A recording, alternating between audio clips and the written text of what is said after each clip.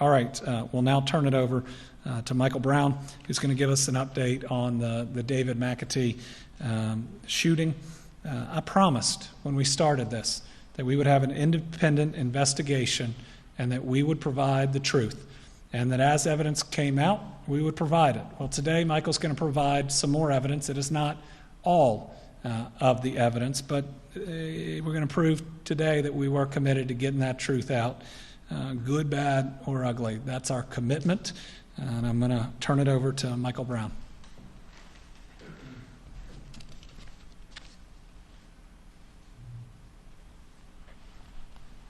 Thank you, Governor. Well, it's well known now that on the night of May 31st into the early morning hours of June 1st, the Kentucky National Guard was operating in support of Louisville Metro Police Department and at the request of Louisville Metro. That night, they accompanied Louisville Police Department to the vicinity of 26th and Broadway, where at approximately 12:16 a.m., there was a report of that group of law enforcement taking fire and subsequently returning that fire. Now, there's been video footage that had been obtained by search warrant that has been released. There's been a compilation done by the New York Times showing some of these events, and I'm not going to walk through all of those this evening. Anyone can watch them when they can. But on that topic, the Kentucky State Police is working with the FBI. The State Police is going to do a frame-by-frame review, and I understand there are 29 frames per second of these videos, which means that for a 2-minute period of video, it's going to be over 3,000 frames that need to be reviewed. The FBI is also working with all the video that has been obtained to create one that shows the incident from various angles. I can't give you an exact time frame tonight of when those videos will be available, but when they are, I will let you know. Now, previously I had reported that David McAtee appeared to have succumbed to a single gunshot wound to the chest. That still remains our conclusion. And tonight I'm providing some further details on our findings. First, we've been able to conclusively identify the type of weapon that fired the fatal shot. Second, we have identified that the 9mm pistol seen in the videos with Mr. McAtee and found at the scene had fired at least 2 shots that evening. And you can see that in that one frame, I'm not going to play the video, but you can see the weapon on his hip, and you can also see someone pointing at the weapon on the ground. And later on, I'll show you some more pictures of that weapon exactly as it remained after the shooting incident was over. Lastly, I'm going to show you that, or report to you that David McAtee, we had examined him for gunshot residue, and in fact, we did find gunshot residue on his person from that evening, and I'll get into that detail. All right, let's turn now to the forensic evidence that determined the fatal shot, or at least the projectile. Yeah, well, play that video, that's good. All right, this is a video from across the street at Dino's, and it's gonna, very short, you'll see some officers, moving around, and then in a moment you'll see officers react, and in the top of the picture you can see 2 uniformed National Guardsmen moving behind what I'll show you later is a blue Chevrolet, along with a LMPD officer.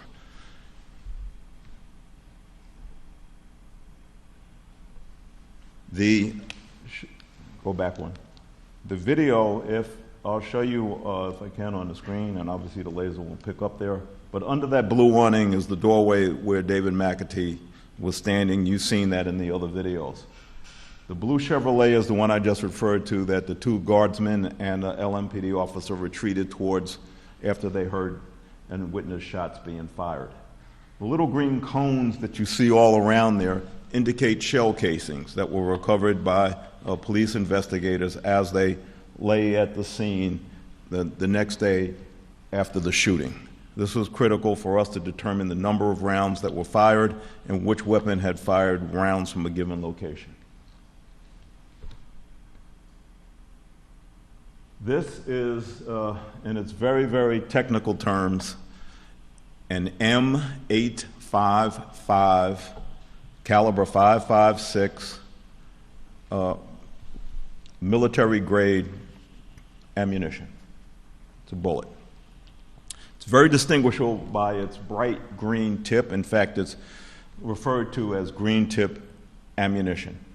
This was the ammunition that our military carries overseas, and in fact that the National Guard was carrying that night.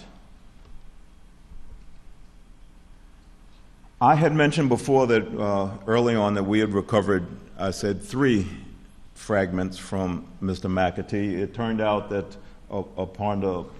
and that was a preliminary autopsy, actually there were 4 that were recovered.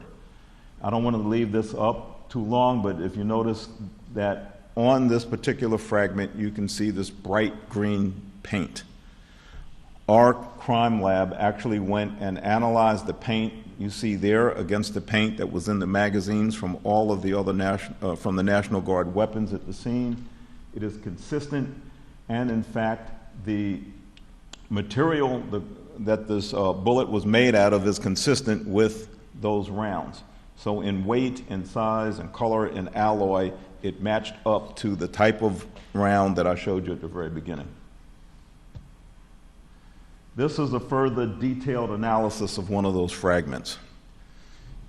As you can see, the fragment was severely damaged. It was bent, twisted, once it was recovered from Mr. McAtee. What it means is that our crime lab was not able to match up these particular fragments with a particular rifle. They could only match it up that it was that particular caliber and type of ammunition.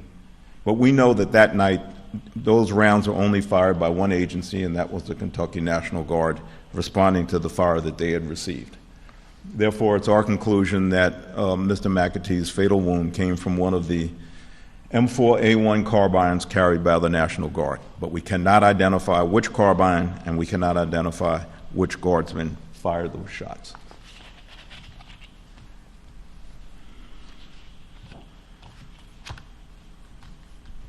It also absolutely excludes Louisville Metro Police because the weapons they fired, and I should note this, there was one that was a Glock 19, and there was another that was a 9mm Glock 19 and also a .40 caliber Glock 22 that were reported to have been fired. We recovered those shell casings, but clearly and conclusively, the wound was caused by a National Guard round. Next, we turn to the other weapon in question. This is a shot of that awning is the same blue awning that you saw in an earlier picture, and the doorway is under that awning. When the crime scene was processed the next day, you can see some markings on the ground. Those green cones refer to evidence, and in this case, number 34 is going to refer to a shell casing from a 9mm pistol, which was found directly outside the door. There was also another shell casing, which would be identified as item 28. Well, okay, we'll get to that one. This is a photograph inside the door. If you remember the still I showed you a little while ago, it was of the person pointing to the weapon on the ground, and you had seen the Mr. McAtee with his hand on a pistol. And actually, when we examine that pistol, it is unusual. It's called a Jimenez Arms 9mm pistol, and the ammunition it was loaded with was called Tool Ammo 9mm Luger. So there is the pistol as it was after it was dropped after the shooting that night, and that's where it remained. And I think we got another close-up of it. You can see it has a very stocky grip and a sort of square shape to it. And viewed from the rear, it is significant and different from, for instance, the Glocks that the police carry. Do we have another one of the shell casings? Okay. Yeah.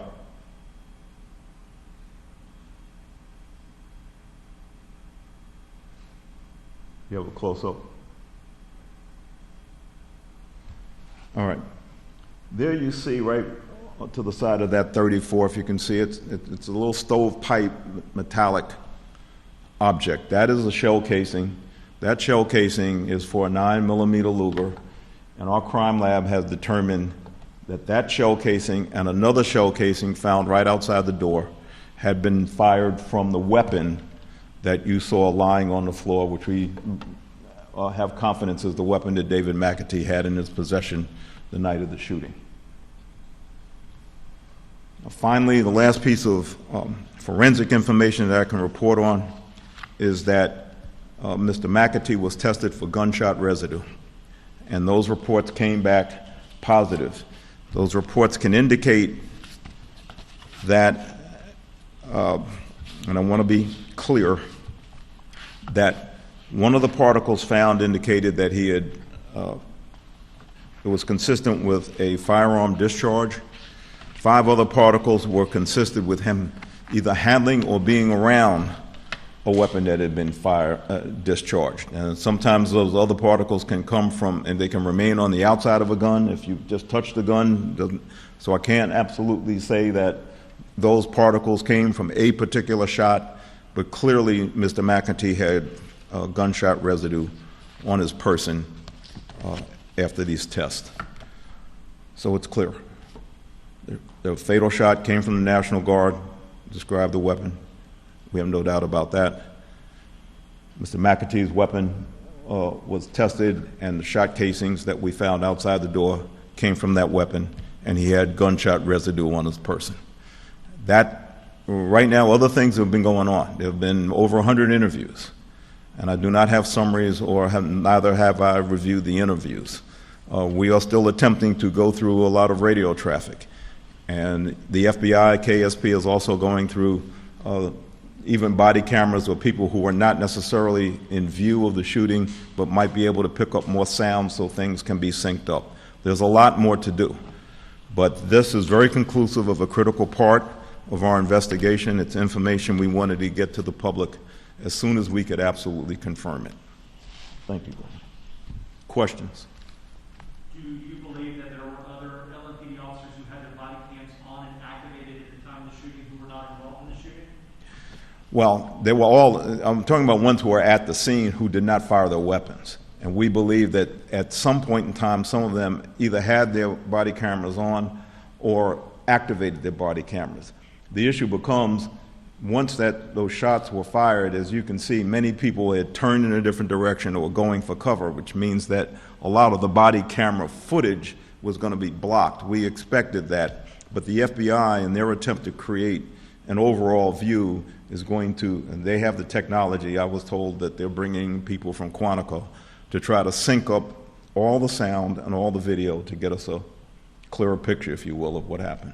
Lawrence? Based on the shell casings from Mr. McAtee's gun, can you tell where he was firing or at whom he was firing? What direction? I don't know that I can positively, he was clearly firing in the direction outside the door. He wasn't firing inside the building, he was firing outside the building. The first round that you see, the shell casing that fell to that floor mat that you see and got captured there, is directly in front. It would be consistent with the weapon being out, or at least partially out of the doorway. The other one was found a few feet away. Now, we don't know whether it landed there right then. It could have been kicked, it could have bounced.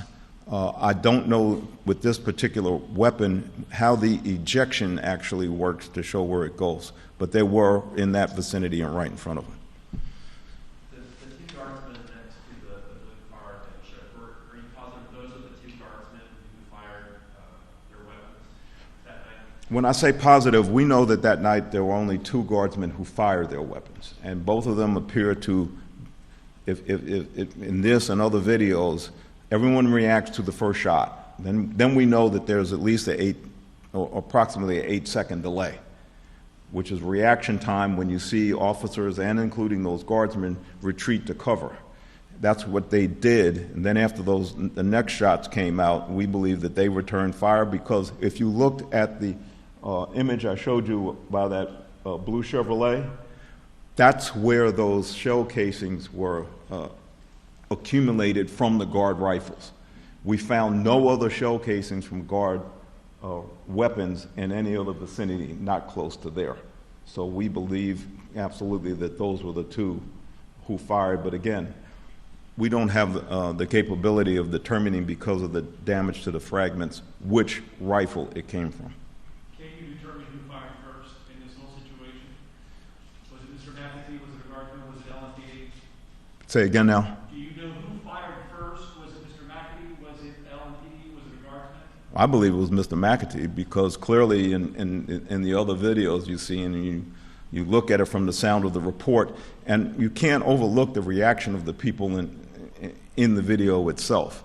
They are responding to shots coming from a given direction. They were all retreating. I believe Mr. McAtee fired the first shot, paused, and came back up, as you've seen in another video, and fired again. Yes, sir. You're going to have to hold your head up, because, see, I gave my ears to my Uncle Sam, so I can't hear you. I understand. But in regards to Chris's question, it appeared that they were firing pepper bullets first in the house, were they not? Okay, the National Guard does not carry any pepper bullets or any type weapons. The only weapons just a minute, the only weapons the National Guard had that evening were the M4 carbines. There appears to be a Louisville Metro police officer who was firing it's like an air gun, and fired some pepper balls. That weapon, that device, does not make nearly the type of what we would call report. You might call it a bang, like a pistol or a rifle shot. They're not even close to being comparable. That's why as we analyze the videos and you analyze the reports of these weapons, and you respond and you hear them talk about shots fired and that's picked up, those gunshots, even by a civilian video on a cell phone, it's very, very distinctive that there was gunshot first, pause, more gunshots, return gunshots. Do we know if LMPD fired the pepper balls in the direction of the building before McAtee fired his gun?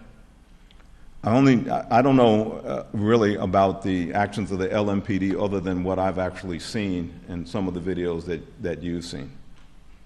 Your experience in the courtroom as anybody in Kentucky. You've served in the Attorney General's office. We've all seen you in action. You're laying out this case for us, and the question remains, if you were going to prosecute, could you see yourself at this point prosecuting any of the law enforcement or National Guardsmen who were involved in the shooting that night?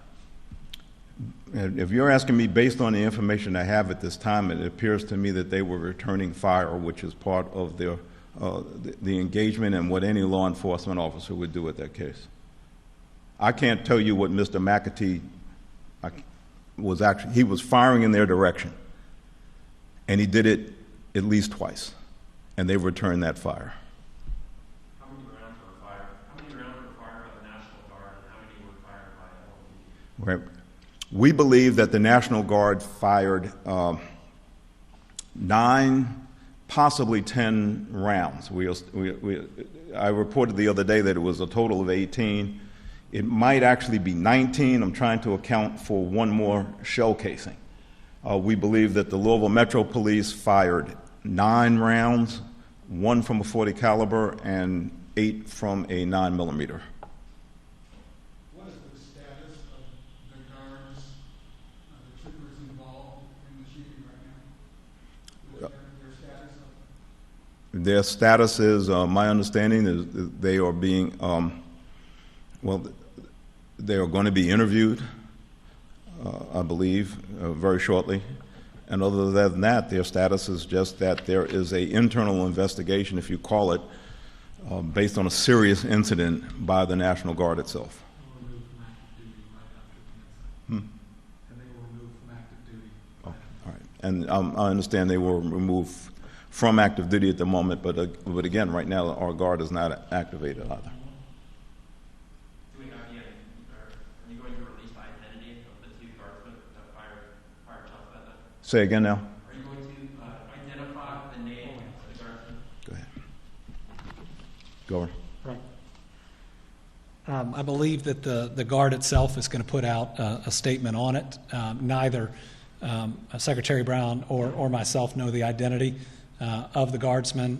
That's been with their JAG, which is their military lawyer, and I believe they're going to put out a statement on that here soon. So what we pledged is to provide evidence as we received it. Secretary Brown has laid that out using some of his experience.